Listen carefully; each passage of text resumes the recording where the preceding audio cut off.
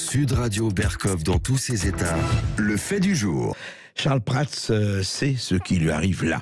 Charles Prats, vous connaissez Charles Prats, on l'avait reçu à plusieurs reprises dans Berkov dans tous ses états, puis il est passé partout pour son livre, ses 2 livres sur le cartel des fraudes, notamment aux éditions Ring, qui avait fait un malheur, et un malheur très très très très légitime et justifié, vu qu'il dénonçait l'incroyable arnaque à la sécurité sociale, aux cotisations sociales et à la carte vitale. Il est vice-président de l'association professionnelle des magistrats et secrétaire national de l'UDI. Bonjour Charles Prats. Oui, bonjour André Berkov. Alors Charles Prats, il appert que vous avez été muté et d'ailleurs sanctionné par le Conseil supérieur de la magistrature. Je dis simplement ce qui est dit par eux.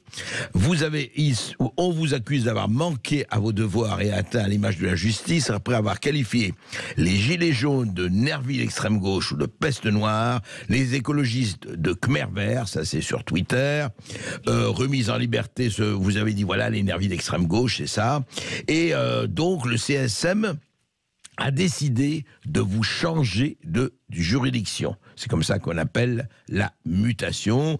Je termine avec les paroles du CSM. Les comportements donc de Charles Prats ont fait obstacle au bon fonctionnement du service des juges des libertés et de la détention et ont été source de stress et d'inquiétude pour le personnel de greffe. Il a également mis ses collègues magistrats et certains partenaires institutionnels en difficulté et rendent impossible son maintien de la juridiction, alors même qu'il n'a pas, Charles Prats quand même, fait montre d'une quelconque remise en cause personnelle sur ses agissements. Mais dites-moi, c'est grave, docteur ?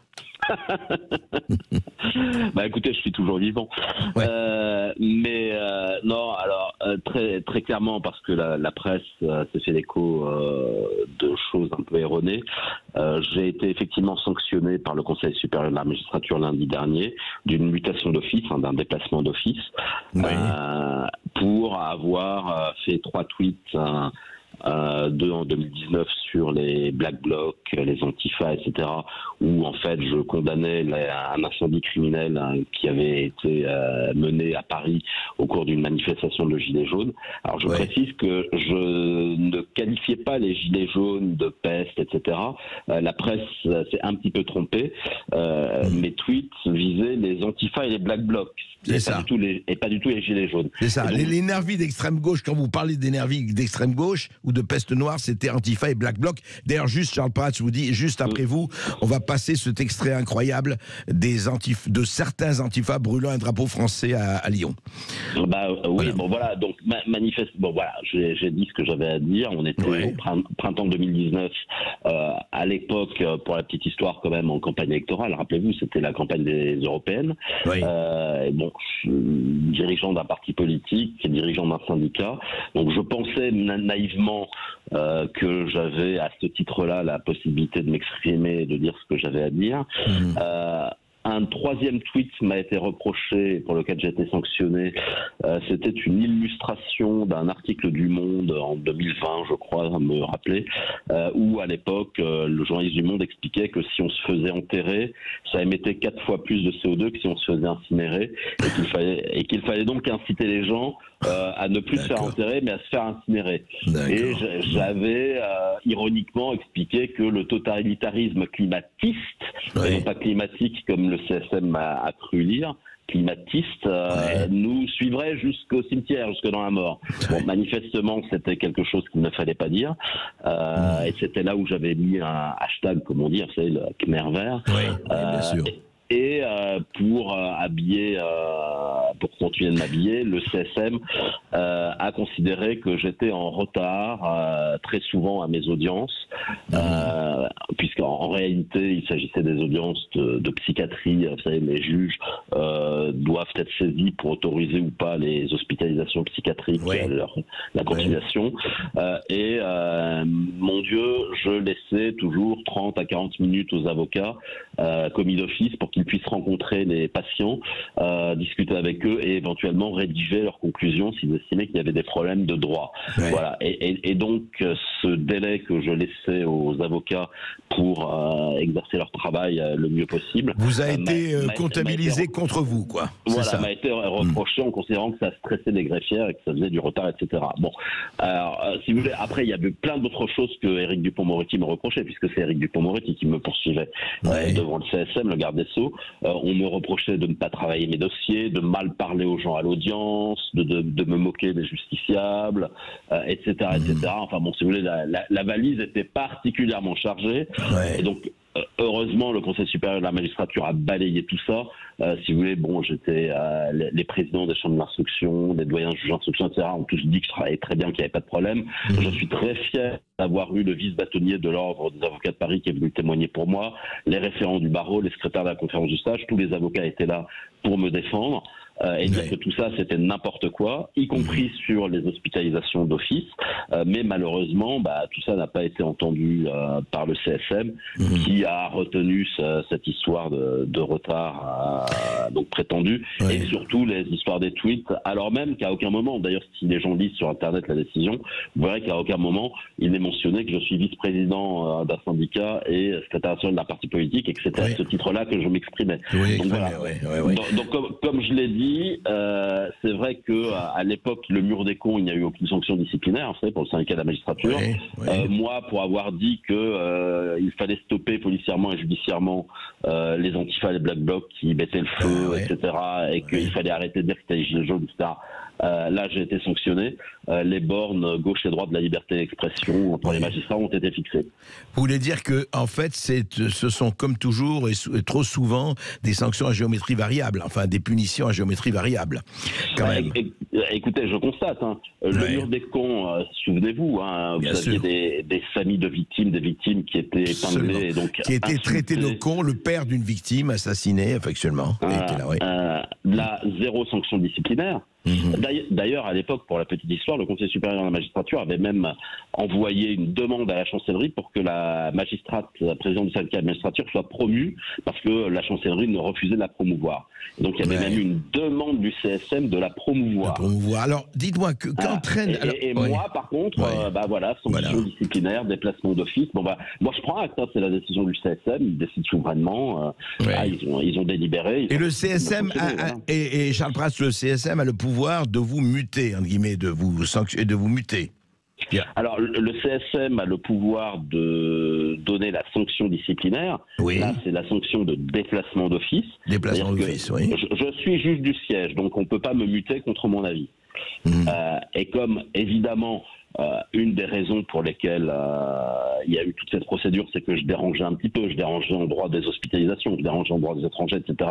Parce que j'ai une tendance, j'en suis désolé, à faire attention au respect des droits, au respect de la procédure, et à ne pas dire oui à tout ce que demande le parquet, à tout ce que demandent les hôpitaux, à tout ce que demande la préfecture, etc. Et je fais mon travail de contrôle du respect du droit, et notamment des droits de la défense, etc. Bon, manifestement, ça déplaisait, en tout cas à un certain nombre d'administrations, ils ont obtenu cette sanction qu'ils voulaient, c'était le déplacement d'office, et donc ça c'est le CSM qui est seul habilité à la prononcer, cette sanction disciplinaire, pour un juge du siège. Et là ce qui va se passer, c'est que maintenant le garde des Sceaux, M. Dupond-Moretti, l'administration, va choisir.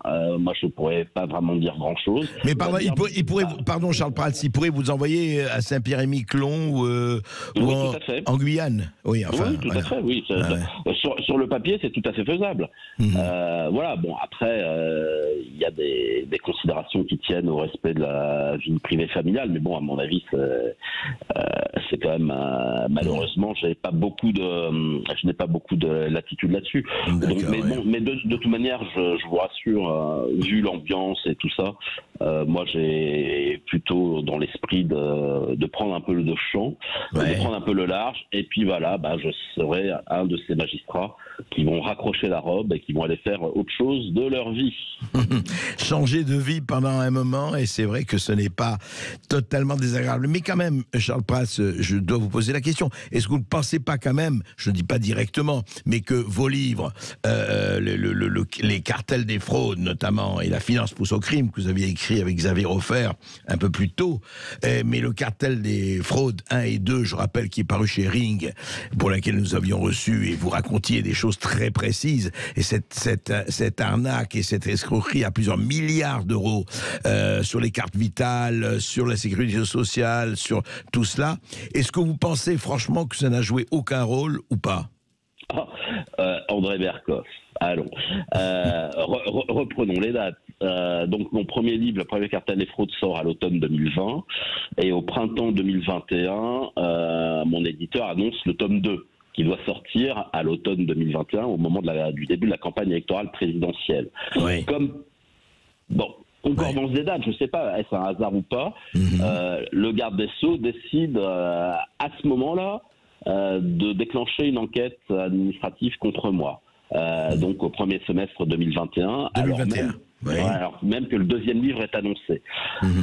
Comme par hasard, la chancellerie fait fuiter dans la presse, ou des gens bien intentionnés, je ne sais pas, au mois d'octobre 2021, au moment de la sortie du deuxième livre, ils font fuiter le fait qu'il y a cette enquête administrative contre moi, disciplinaire. Voilà, c'est comme ça, c'est factuel.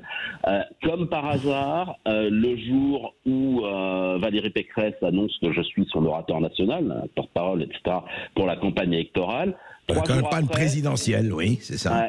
3 jours après, Éric Dupond-Moretti saisit le CSM contre moi pour que je sois poursuivi et éventuellement condamné, etc.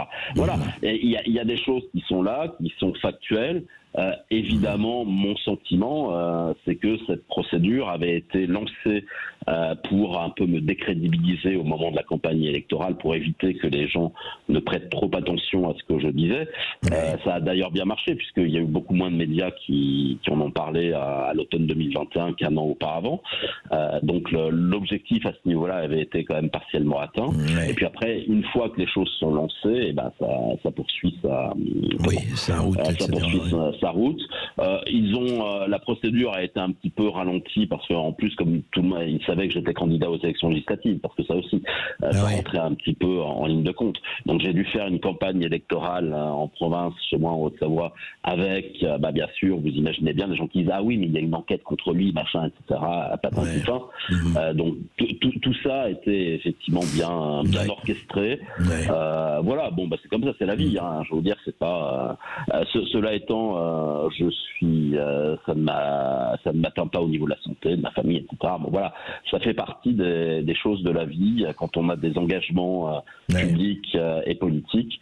Voilà. Et puis vous savez, André Berkoff, vous êtes bien expérimenté depuis des décennies. Vous savez que la roue tourne en la matière et que ce qui est aujourd'hui ne sera plus demain et que les choses peuvent parfois s'inverser.